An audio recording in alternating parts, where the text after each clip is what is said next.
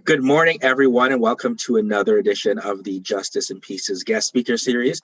Today's guest is MPP Roman Baber, who is the Member of Provincial Parliament for the riding of York Centre. He was elected in June 2018 and currently serves as the Chair of Parliament's Standing Committee on Justice Policy. He is a lawyer called to the Ontario Bar in 2006 and practiced law until his election, primarily in the areas of insurance and commercial litigation. So thank you, Roman, for joining us here today. My pleasure, GP. Thank you for having me. Perhaps, Roman, we can start by, you can give us a little background of what brought you here into law and then into politics. Sure. As you mentioned, I was born in the Soviet Union. And when I was almost 9, we moved to the state of Israel. And then I moved to Canada when I was 15. I come from very humble means, but I've always been very fortunate to enjoy the great Canadian equalizer of education. And I believe that we are blessed with a remarkable opportunity. And so I've been fortunate to go to York after high school and went to law school at Western. Started out at a large Bay Street firm after graduation. Wasn't really my cup of tea. Started my own practice a couple of years after. And then subsequently ported my practice to another law firm.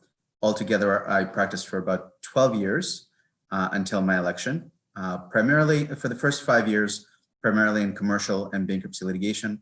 And for the last 7 years preceding my election, primarily insurance and commercial litigation.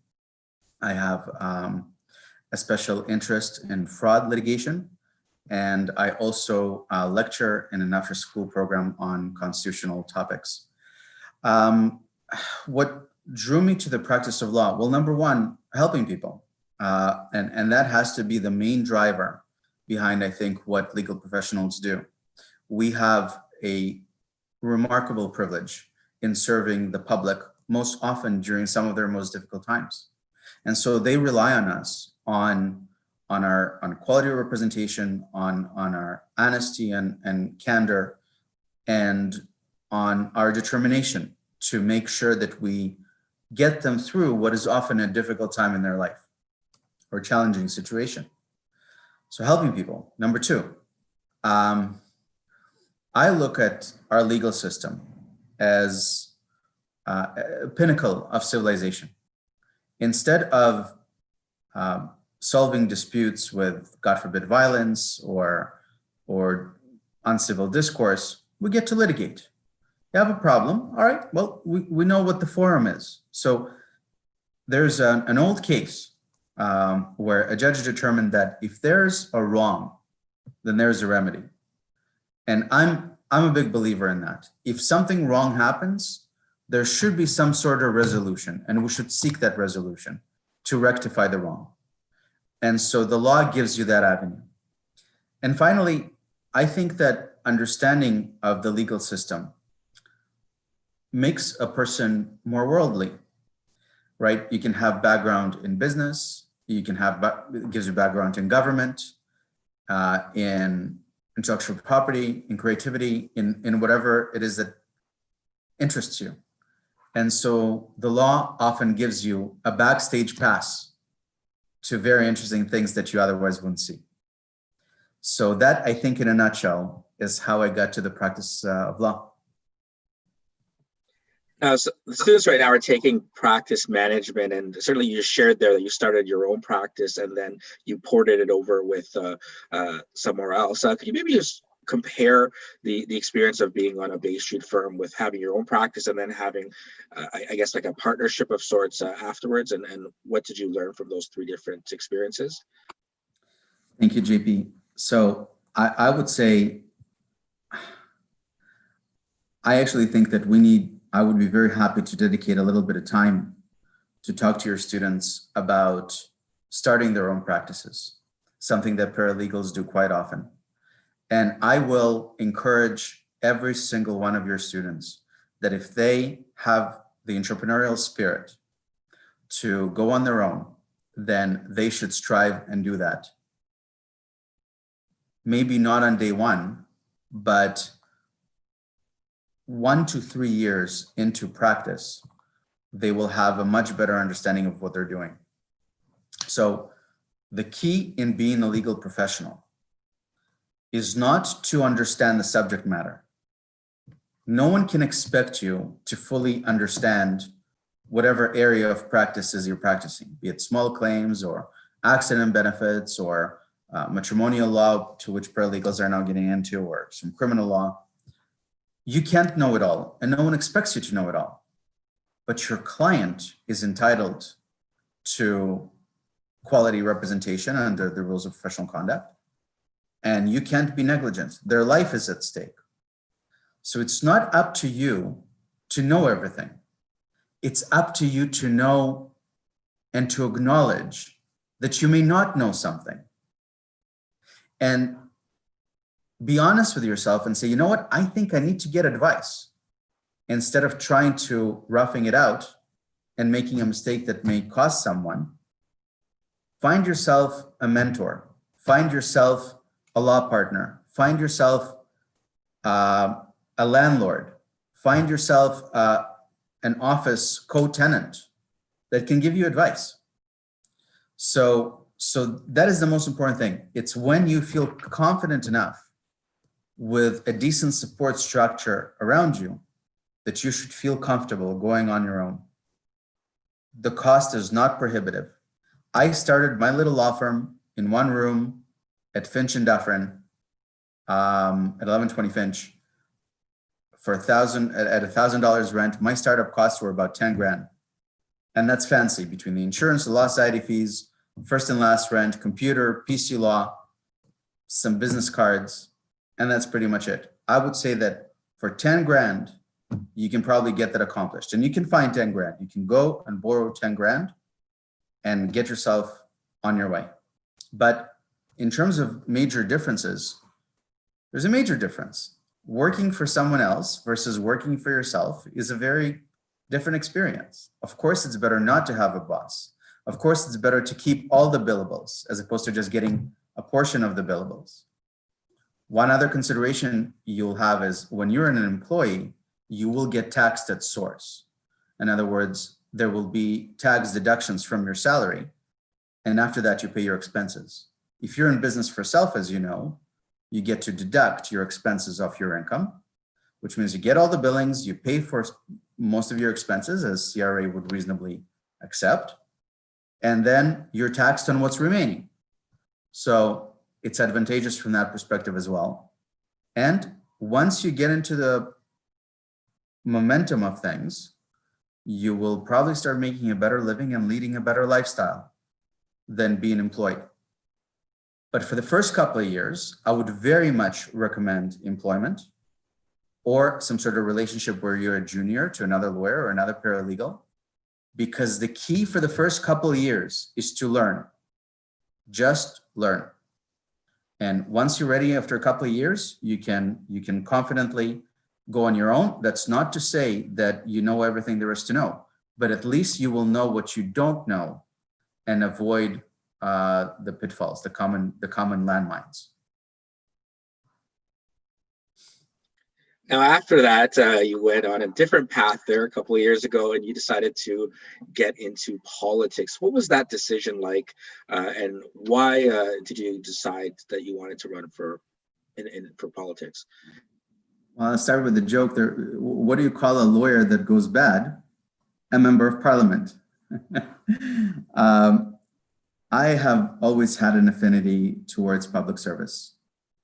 I am Exhibit A for Canadian opportunity, and I genuinely feel a need to serve my community, my city, my province, my country, because I've been incredibly blessed in it. And I would encourage anyone to do that as well. Someone explained it to me a couple of months ago in terms that I haven't quite thought of before. This person said to me, you know, there are people that walk down the hallway and they see a banana peel, and some people walk around the banana peel, or some people grab a tissue or a piece of paper and they pick up the banana peel and then throw it in the garbage, and they eliminate a tripping or a slipping hazard.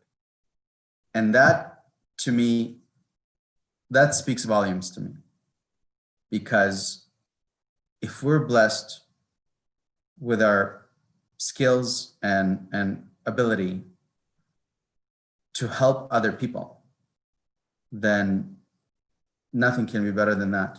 I've also wanted to bring my private sector experience into government. So over the years litigating, I've seen a lot of interesting situations, a lot of interesting companies, a lot of interesting people.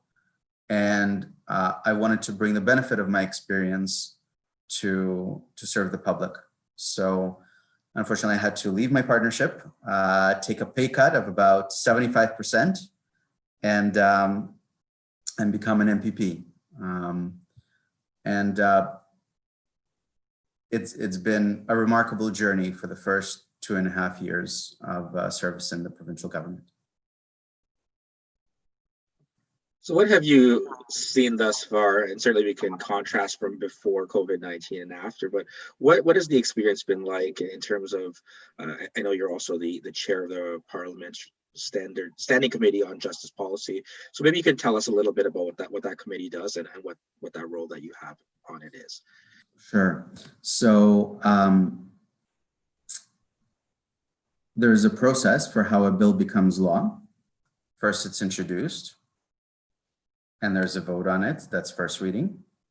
Then it's debated in Parliament and voted on. That's called second reading. And after second reading, it's referred to committee for further study. And it's referred on the committee on the basis of what the sponsor of the bill prefers. So if it's a bill that's related to justice or correction or general government legislation or child welfare, animal welfare, what we generally refer to as justice and protection, it would generally go to justice. And so that's where witnesses appear and testify before the committee on how they feel about certain elements of the bill. And so we would hear from stakeholders, very knowledgeable and intelligent stakeholders, be it trade associations or organizations or advocacy groups or legal clinics or lawyers, paralegals quite often, who would tell us what we're missing, be it something technical. You guys missed an exclusion here that makes sense, or something greater than that, something like a policy element that the government should not adopt. So we hear from witnesses, and after that, we have clause by clause, we go over the bill, where we vote on each section of the bill and debate every section and element of the bill. So that is very, very interesting work. In my capacity as chair, I am impartial, but of course I follow what is transpiring, and I often channel some of the concerns that the public has to government, even though I'm a member of the government, about what, if any, prospective amendments we should entertain, whether they are, again, procedural or whether they're substantive policy things that we may need to rethink. So it's been wonderful work. We have passed some very considerable and monumental legislation in the last year. The Smarter, Stronger Justice Act that passed last year, the major animal welfare reform, SIU reform. We just passed civil immunity from COVID litigation. That just happened last week.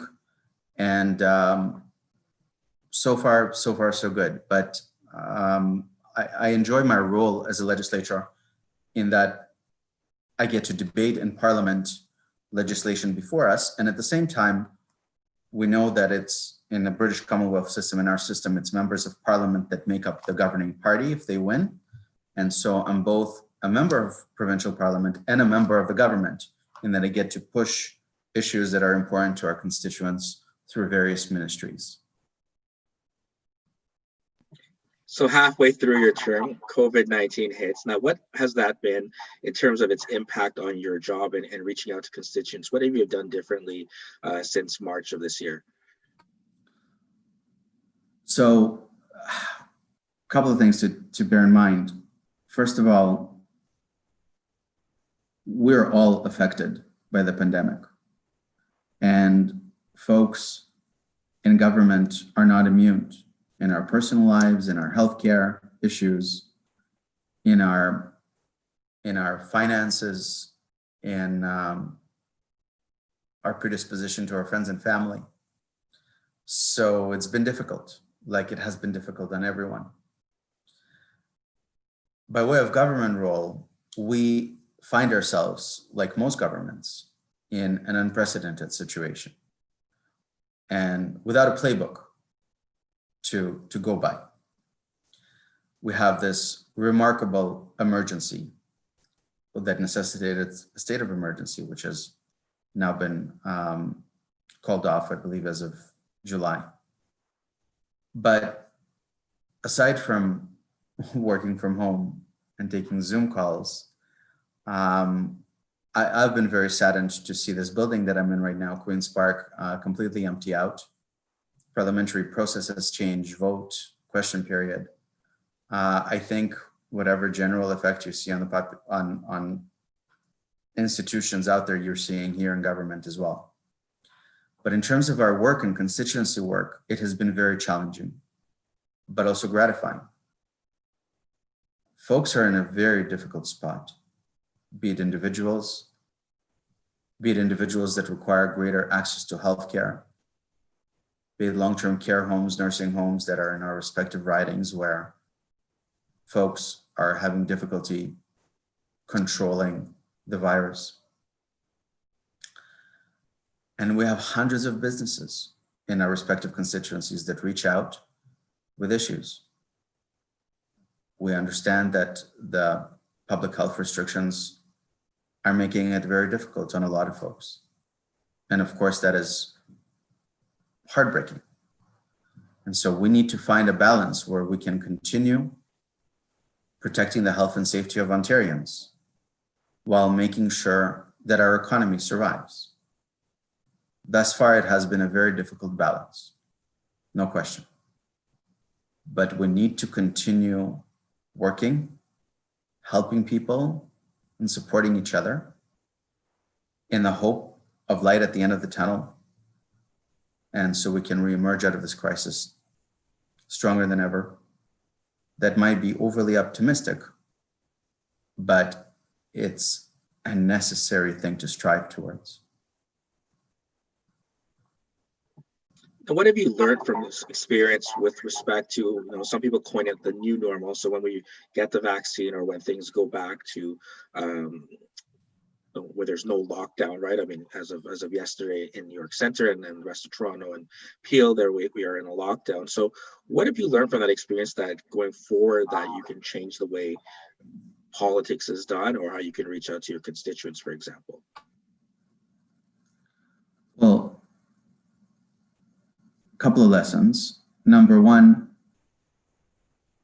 there has been, regretfully, fortunately, an indirect benefit resulting from this in that government was forced to become a lot smarter and a lot more efficient in a very short time. The perfect example is our justice system, our filing system, our service system where we serve documents on each other and file documents with the court. Our justice system, led by Attorney General Doug Downey, has modernized in the last 8 months more than it has in the last 18 years. It's been very difficult to get Ontario to adopt new technology. It's difficult to do through government, but this has forced a much necessary change. So we're adaptive and we could be adaptive. And that is a good lesson to know in government, especially for folks that come from my political persuasion that believe often that government's the problem, that government has difficulty solving issues, that folks are probably a lot better at solving issues than government is. And so to see this transformation has been good. The other thing I noticed is that even though the pandemic is heavily politicized, there's no question. Folks are having difficulty communicating with one another. Folks may have legitimate disagreements about the efficacy, in other words, efficiency of some of the public health measures. about whether they make sense or not. Those are all fair points. About whether masking makes sense, physical distancing makes sense. It's fair game, in my view, because we've never been through this before. And if we don't know about this virus enough, as everybody says, then we should encourage free and frank discussion. And we should rely on fair information in making decisions. But despite the politicization of the virus, in some respects, I certainly enjoyed the camaraderie, the nonpartisanship that was felt in this building among all the parties. So conservatives, liberals, and the NDP, the official opposition, and our one Green member effectively came together, understanding that now it's time to put politics aside and serve the people. And that has also been an interesting distinction from business as usual. And that, I think, should encourage us in the future to attempt nonpartisanship to the extent that we can.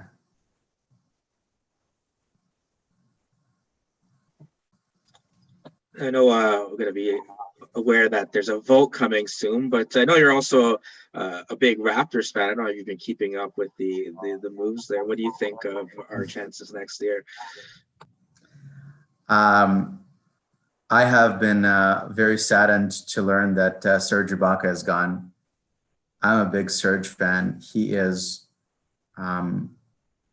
powerful presence, very experienced, knows how to pivot, knows how to pass. And so I'm very, very sad to see him go. I'm very happy that we resigned Van Fleet. He is all heart and effort, a wonderful leader. I am saddened that Gasol has departed. Gasol is someone that I looked up to for many years. Also an interesting style of basketball coming from Europe. I think someone else was traded yesterday. I unfortunately have been a little busy over the last couple of days. It's clear that the team is going through a rebuilding effort. This is a normal process, but I have always been encouraged at the Raptors' ability to rebuild, and I have complete faith in our general manager Masai Ujiri and the coach Nick Nurse in leading us to greatness again. And I am a big Raptors fan. I like to tell this story. I came to Canada in 1995, and then 8 weeks later, the NBA started in Toronto, and I was already a big NBA fan. And my best buddy said to me, Roman, there's a pregame tonight, first game ever in Toronto. Toronto Raptors are hosting the New York Knicks, and we can get tickets for $2 at the Skydome. Let's go. And that's what we did. And I was at the first Raptor game ever, and I was a fan from day one. And that happened to an immigrant that just came 2 months ago. And so I associate the Raptors with me coming to Canada. And I can tell you that as I look to the end of the pandemic, that one of the greatest experiences I could wish upon myself and my friends and all of you, that we get to be back at our favorite sporting event. Nosebleed sections are completely fine. And just enjoy that energy of being with the fans and with being with our friends and with being with this wonderful community that is the city of Toronto. The arena is electric, and I can't wait for that to come back. So let's pray that happens. If I may, JP, I just want to make a few concluding thoughts to your class.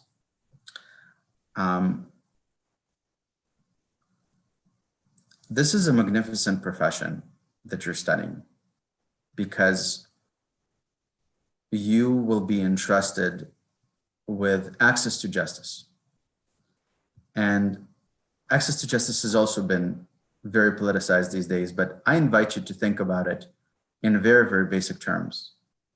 Folks are going through difficult times. They're charged with a criminal offense. They're separating from their spouse.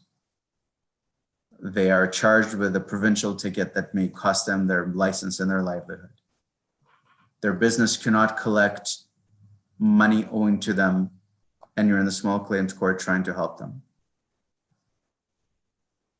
Think about what a privilege it is to be able to help people and to use your professional expertise and skills and judgment to effect a positive change in a person's life. And with that opportunity, with that privilege, comes responsibility. And that responsibility is twofold. Number one, it's a responsibility to the client. They're entrusting you, and that means that you should do everything possible not to drop the ball. And that means going the extra mile, studying hard, calling your mentor to ask a question. Find yourselves mentors, people that you can call and say, I'm in trouble, or I don't know what to do. What do I do next? Or am I missing something? So discharge good quality service, because the client, this relationship is sanctimonious. So that's number one. And number two, by way of responsibility, you have responsibility to the rule of law. We are a nation of laws, thankfully. And that is incredible joy, because that means we're ideally treated equally under the law, and we can get justice if we're seeking justice. And the rule of law, this legal system, cannot be jeopardized. It has to remain intact, or else there will be no justice. But as nuts and bolts within the system, you and your colleagues are responsible for the operation thereof. And so it's up to you to safeguard the system. And what does it mean? Don't break the law. Do not break the law. You'll have ample opportunity. You'll have ample considerations, professional considerations, ethical considerations, where you can be offside of legislation, offside of process, offside of your ethical and professional responsibilities. Do not, because that compromises our system. And it's holy, and you ought to protect it. I had a mentor, actually this was the gentleman that rented me my first office space. I had an ethical dilemma. You'll have ethical dilemmas all the time. And I said, I'm not sure about this. What do you think I should do here?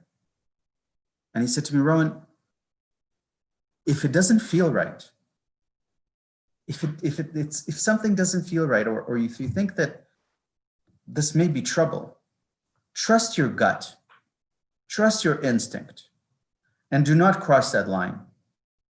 Don't worry about money.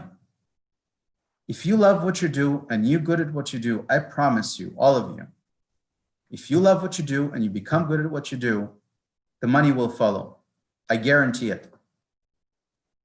But if you compromise your values, not only will you compromise our legal system, you will also compromise your livelihood. And you can never let that happen. So discharge responsibility to your client, and that means good service, and that means honesty. You'll do better by telling them how it is. And discharge responsibility towards the administration of justice in the legal system, because it's essential for its functioning and for you keeping your license. Perfect. So thank you so much, Roman, for joining us here today. Excellent words there in terms of advice there. I was wondering if, able to give some final words in relation to any of my students who are thinking about being more involved in politics, whether volunteering or one day running, because I mean, you have a very interesting journey into politics there. Any advice that you can share with us? And I know you got to run. I think the alarm's going to go off any minute now there, but thanks so much again for joining us. My thought is, if any of the folks on this call are getting in the paralegal business because they want to help people, then government and politics is another avenue to do just that. It's a good networking opportunity, right? People always wonder, well, who in our liberal infrastructure, who in our conservative infrastructure, who in our NDP, among our NDP friends, knows a lawyer or a paralegal, or who knows an accountant? This happens all the time. So it's a wonderful networking opportunity. But it's also an opportunity to make a meaningful difference on a macro scale for a lot of people. And that is very, very precious. So I encourage any of you to get involved, figure out if you know which party you like, doesn't matter. The blue team, the red team, the orange team, the green team, never mind. Get involved with your local writing association, reach out to the party, become a volunteer, and opportunity is endless. And I'll leave you with the final thought as the bells are going off to vote. Don't let anyone suggest that there's anything really material standing in your way. We are blessed with this Canadian opportunity, and we have to make best with what we have. Focus on ourselves and fulfill our life to the fullest. So, thank you very much, guys. I really enjoyed this. Thank you very much. Great advice, and wishing you all the best in fulfilling your mandate. Take care. Thank you very much. JP, take care.